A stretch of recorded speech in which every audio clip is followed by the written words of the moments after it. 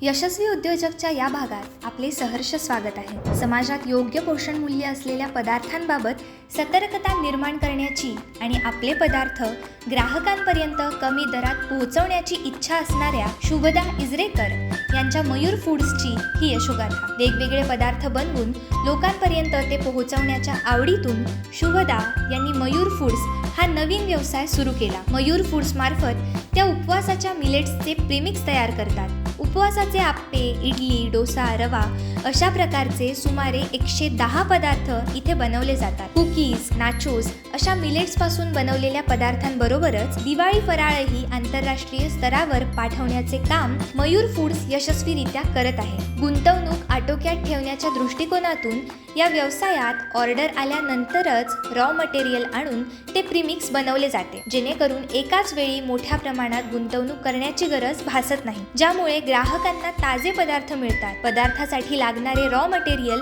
प्रामुख्याने शेतकऱ्यांकडूनच घेतले जाते, जेणेकरून ग्राहकांना पदार्थ योग्य दरात खरेदी करता येतील। आम्ही जे प्रॉडक्ट बनवतो की ज्याला किंवा रॉ मटेरियल आणतो त्याला जे भांडवल लागतं ते आलेल्या प्रॉफिटमधनं तो थोडा भाग आम्ही बाजूला काढून ठेवतो आणि जेवढं लागणार आहे आपल्याला मटेरियल तेवढंच आम्ही घेतो।